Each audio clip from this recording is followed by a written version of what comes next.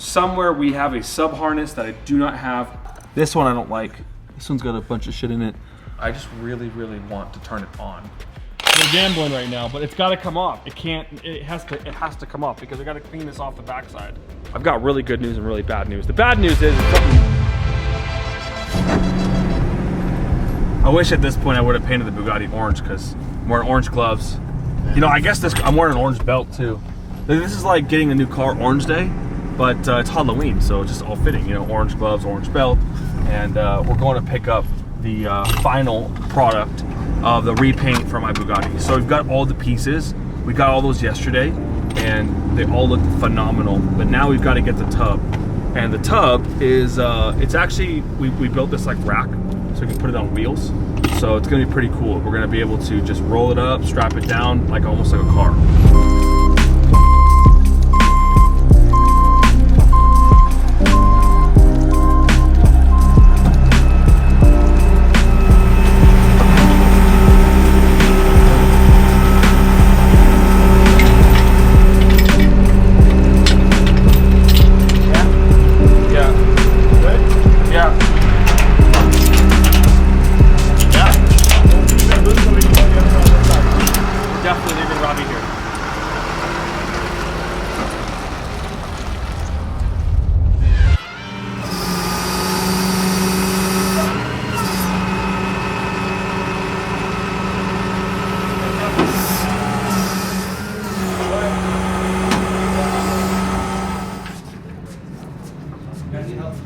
Not really. We did about 30 minutes ago. Thanks, Peter. Yeah, thanks. Thanks for showing up. Thanks, guys. Yeah.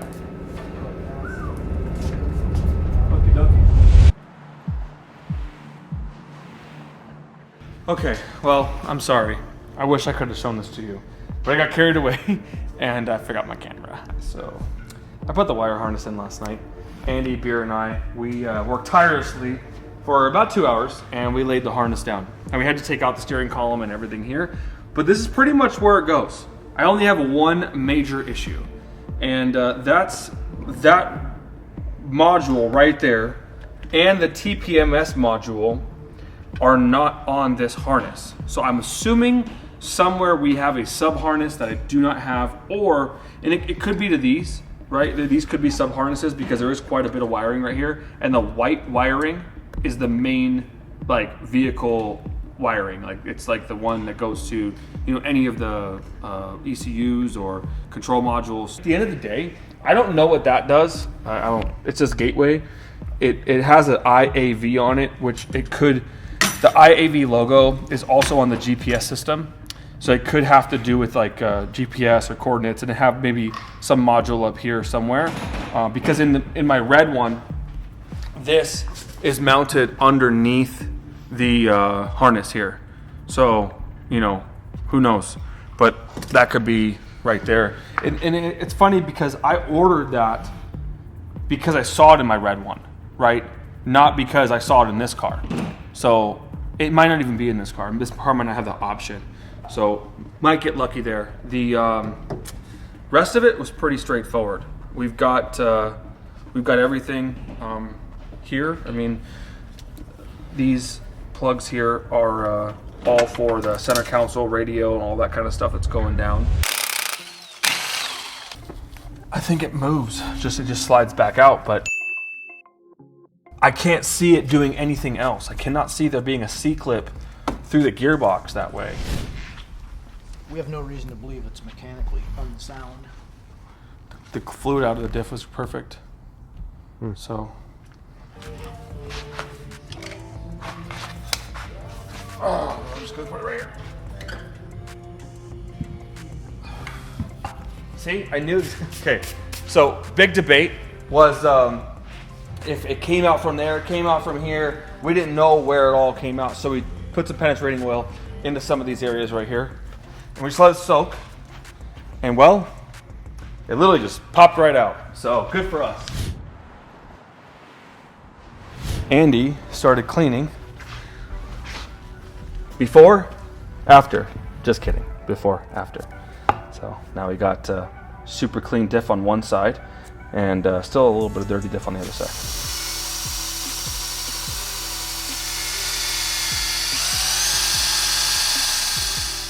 the dirtiest part, it's coming off pretty good. Yeah, 8 more hours of that, and you might have something looking good.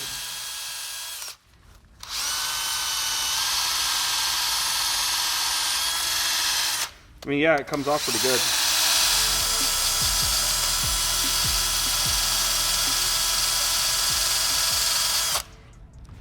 This one I don't like. This one's got a bunch of shit in it. The new pulley here is different than this one. And we haven't decided if we're taking it off yet. Andy and I share the same concern, I think, about removing this pulley here.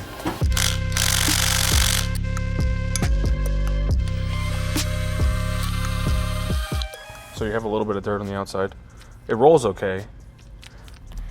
But this right here, this part. What is this, like a stop? Andy, what is this here? It's almost like a wheel, like a sandy wheel. Sandpaper thing, I don't know.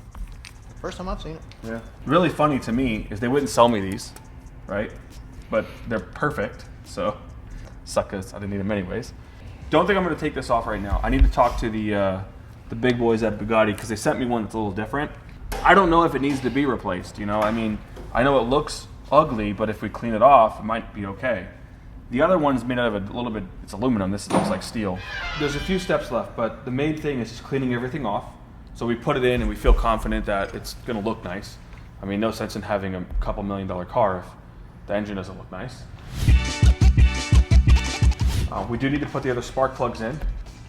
I am gonna take the fuel injectors out and clean them, clean the rails. There's obviously good reason to do that. It's been sitting for 13 plus years. So we've got new pulleys to put on, and we'll put on the new AC compressor. We'll clean the diff off. We'll get the stuff out of the, I don't know, whatever, where the axles go. Get the grease out there, replace all that. So the way we took it out is not the way it's gonna go back in. We're gonna assemble the entire rear end and then put it on in one piece, just like Bugatti does. Now we're going to tackle this thing 120%. Andy, where do you sit with everything? 20 minutes away from every little thing. Yeah. This is going to take 20 minutes to clean up. This is going to take 20 minutes. That's going to take 20 minutes. If you break it down, it's easy.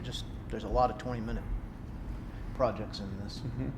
I don't know. I don't want to use the word easy, but I don't see any complications at this point. So I'm excited because we have the gaskets. I don't know if we're going to be putting turbos on today, but we can immediately put turbos on as soon as that side's clean. You know, at least the manifolds and all that kind of stuff. So we have, today. Yeah, not today. Too much to do.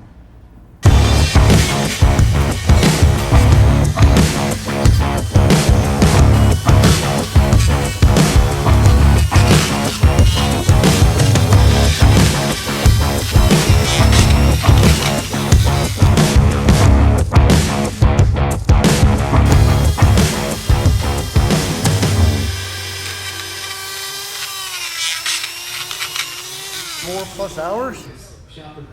Almost got the top done.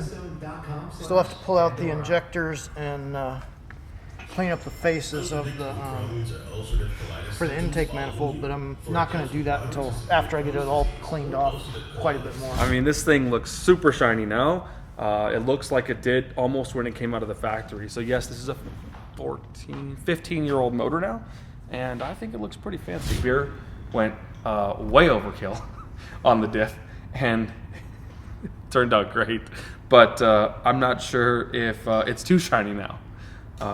Yeah, that's that. Andy's figuring he's taking out all of the brake parts because we're going to have these brakes painted. We definitely need purple brakes for sure, 100%. Beer's doing the fronts over there. I'm doing the rears, and I already did the parking brakes. Taking out the pistons on this caliper here. It is very, very dirty on the inside, so we're just gonna take all these little guys out with the rings and the seals and clean up on the inside, and then taking them to get powder coated.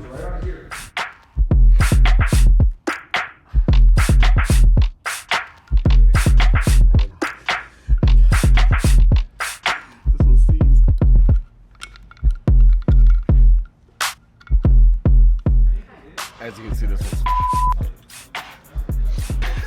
this is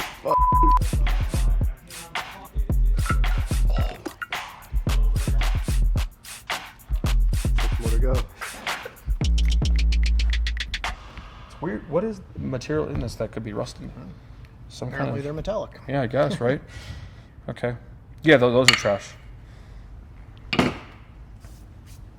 Today, my plan is to get all of this stuff here painted. So I'm gonna actually clean off some of those pieces, take this to powder coating. I think it'd be really cool since we have the whole car apart. Nobody has black Bugatti suspension or subframe, so I think powder coating it and painting it all black is gonna make it look super sick.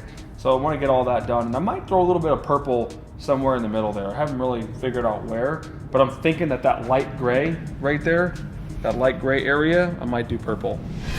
So yeah, plan today, get the stuff to the paint place, and then I'm waiting for a box from Bugatti so I can throw the 2 pulleys on there, and I can get the accessories back on that motor. I've got wastegates coming in today, supposedly, and everything else should be ready to go. Once we get the turbos on, then everything kind of goes on really fast. I just really want to turn it on.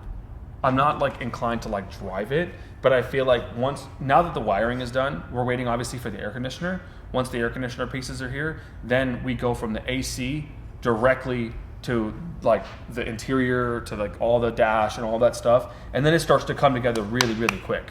You know, I mean, we could literally put the interior in one day once the AC is here.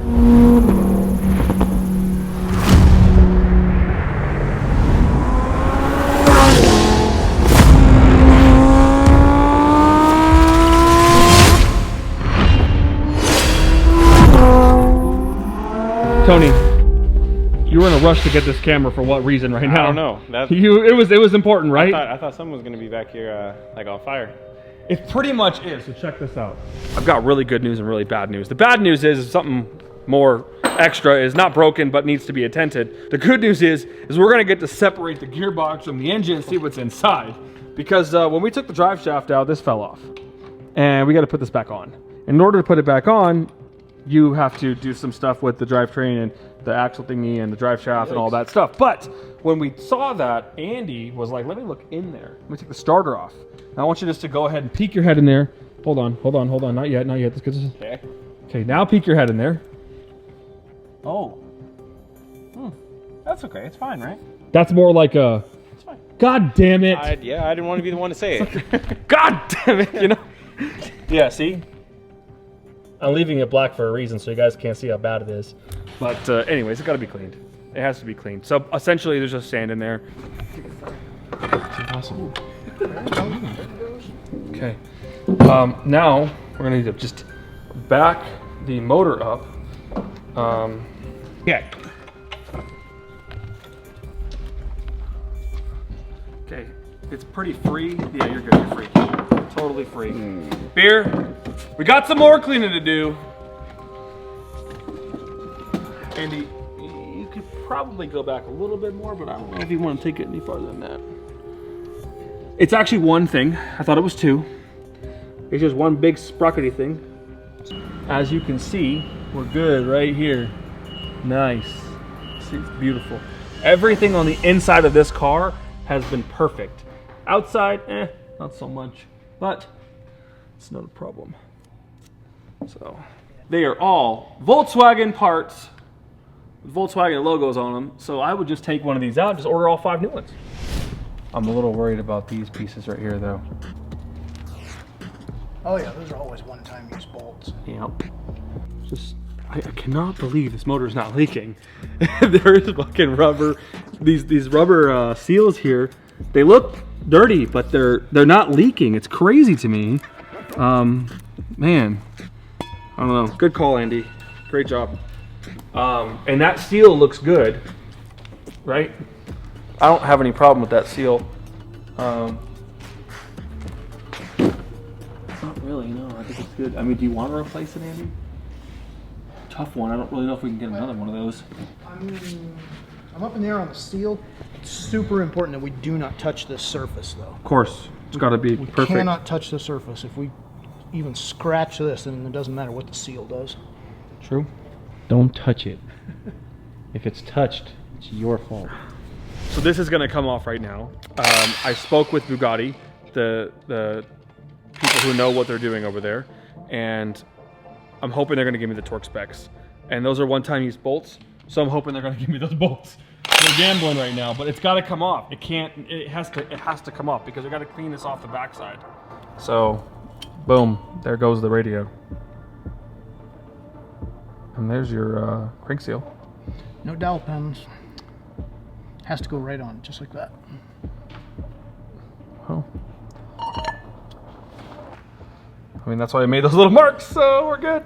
It's a cool piece. Freaking wagon wheel. It really is a wagon wheel. I guess we're going to the sandblasting department. Can you get me the seals too? The seals on the gearbox side and the engine side, the two seals. They're in that thing. Yeah, well, one of the sides is, right? I don't think that's an easy thing to clean because you got to sandblast it and then... Yeah, I mean, if we mess up that surface that the seal is on... Yeah, then you're screwed. Yeah, I'll take a picture of the seals and so you have those. All right, bye. This is the flywheel. Timing, it's a bunch of shit. So this piece goes on there, but it's really dirty and the seal area goes directly in there and it has teeth and it matches up perfectly. And if that is damaged by cleaning this, then it's not gonna match up and that means it's gonna leak. And if it leaks, it's just detrimental to the whole car. You know, this is the only part of the car that you really don't want to have a leak. I mean, there's a lot of other places too, but this is a very, very important place not to be leaking. So that's the crank seal, and then there's the gearbox seal on that side. Which is taped up right here. Yeah, it's taped, so we're gonna clean that part. So down here, I don't want that to, I just don't want that to leak. Okay, the only issue I have with getting a new seal is, or a new flywheel, is how we're gonna put it back with the marks. I'm not worried about that as long as it's the same. If they do that weird thing where they flipped it to an upgraded model and it's different, then it might be more complicated. But the teeth, see the teeth on here? Right. Yeah, the space teeth right there. Yeah, these guys right here. I know where those go on this, so as long as we put the new one back in the same place, it shouldn't be a problem because they're going to be oriented the same as the bolts. Okay. There's no way they could change that. Yeah, true. I mean, and we can kind of almost measure where that mark went, right? Yeah. Because we've got 3 marks there, so if we go to the teeth to there, it can be, you know, along those lines. What a god! Oh my god! The $600 Bugatti key doesn't even come with the Bugatti emblem on it. What a joke! We're basically done. Yeah. Like, I mean, right? Yeah. The bumper's on. We're basically done. We're good to go. Everything on the suspension was good. There was no leaks, no issues. It just was a little dirty. We cleaned it up and perfect. Today's job is to dress the engine.